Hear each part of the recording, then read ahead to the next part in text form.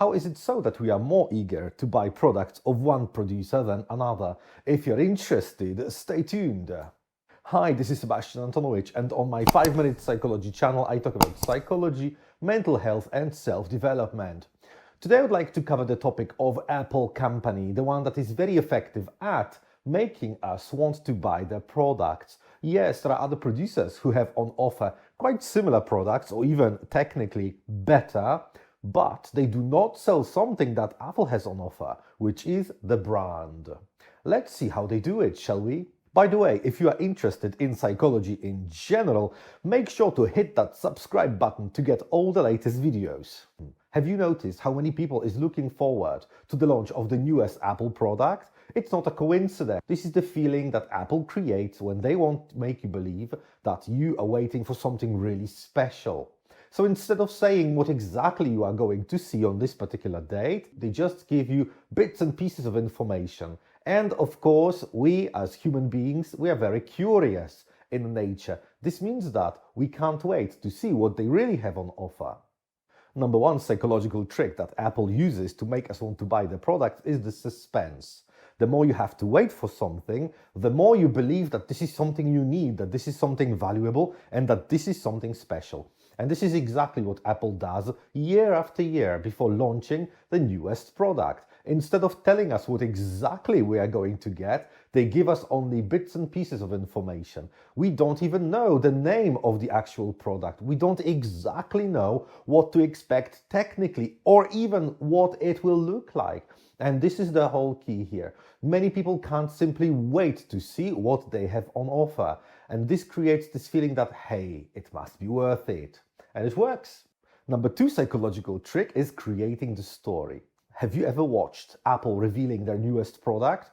Before every conference, there is an Apple keynote, the story that they offer to you. Instead of concentrating on the product itself, rather than that, they tell you what the product can do for you, how it can change your life, how amazing your life will be once you get it. And also they tell you the story of the things that have happened to people already who have been using Apple products. They are true stories. The thing is that they are so emotional that even the cold-hearted people may think that, hey, this is a good idea, I should buy their product. And once again, you have the impression of doing something really important, something out of the ordinary, of being a part of a larger story. And this works. Number three, this is something that I think all companies use. It's getting you hooked.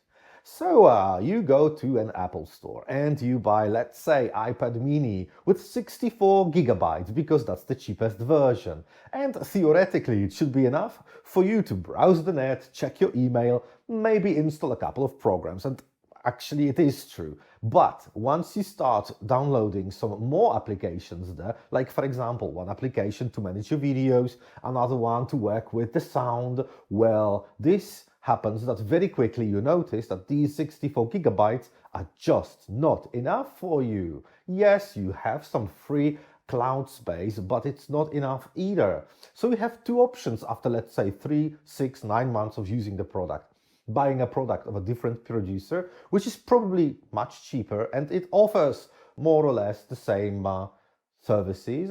Or option number two, you get back to Apple Store, you buy a newer product with a larger capacity, and then you are perfectly satisfied.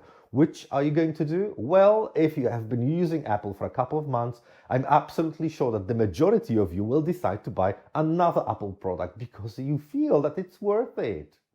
The next psychological trick Apple uses to make us want to buy the product, it's the feel and touch. I mean, you have probably watched many tests on YouTube before you actually buy a product, and that makes perfect sense. I do that too. But what these tests will not tell you is how you are going to feel using this product, touching it, feeling the texture, recognizing the difference in weight, and even recognizing the difference in temperature. This is what Apple offers to you. Selling products which are made of glass, aluminum, and stainless steel rather than pure plastic. And it makes a difference because when you touch it, you immediately feel that you are dealing with a different class of product. Tribalism is another psychological concept that Apple uses. It creates this feeling that you are totally different than the rest of the world. And it's easy to fall in this trap because you look at this telephone and you notice immediately that it looks slightly different than anything else on the market. It feels differently, but also they use different technological solutions, like for example, the lightning port. Who knows, maybe in the future they will move on in the direction of USB-C, but for now it's still lightning, which actually means that you can't use so many accessories as you would be able to use with other products. And if you have an Apple telephone, you may want to buy an Apple computer, an Apple Watch, and other devices because they cooperate with each other so beautifully.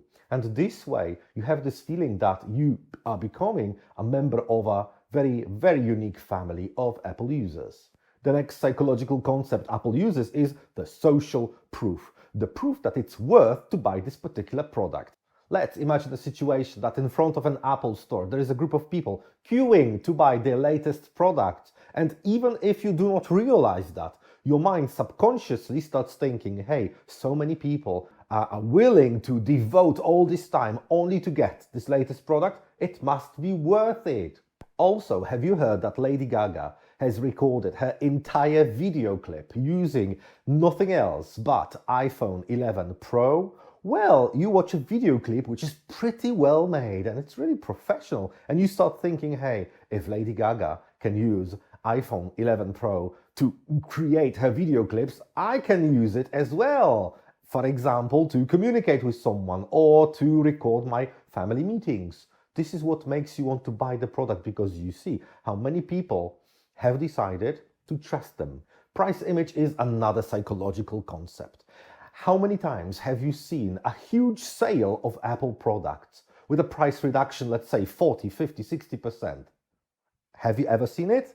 Probably never, and there is a reason for that. There are two options that a manufacturer can use. They can either lower the price and sell a larger number of products, and option number two is to keep the prices as they are and sell only to these people who will appreciate these products. It means that this product is a little bit more scarce, but then again, it creates this feeling of uniqueness as well. And if you have to pay a lot for that, subconsciously, we treat it as something special, as something worth the price. This is how our brain works. Another psychological concept is the heuristic technique. If you have ever bought a new Apple product, the first thing you see is the packaging, and the packaging is amazing. For me, it's even more interesting than the product from the psychological perspective, because you get something so small, something so minimalistic, so well made and well packed together. When you start opening this box, you can actually do it with almost one finger. And even at this point, you have this impression that you have purchased something absolutely unique, as if it was a piece of jewelry. This is something that Apple competitors usually fail to notice. Using all of these tricks, Apple releases emotions. If you have watched the Apple keynote and if you have seen all their advertisements, everything is created in such a way to make you feel. It's not about the technicalities, because hell, you can find a lot of products of different producers which could be theoretically and technically better than Apple products, but somehow they do not sell as well. Somehow they are not able to create such a good image, such a good brand.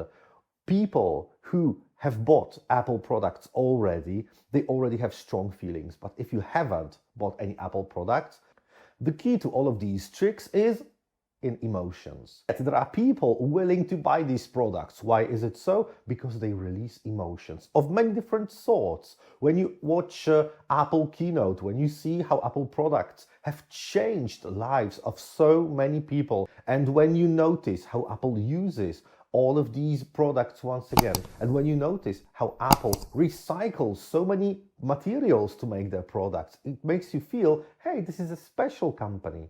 Even when you touch the product, you notice almost immediately that this is something totally different. And emotions sell. They sell beautifully. Of course, not only Apple uses that, maybe even all companies use it, but Apple does it most effectively. They know their psychology and they know how to use it. So kudos, Apple, kudos.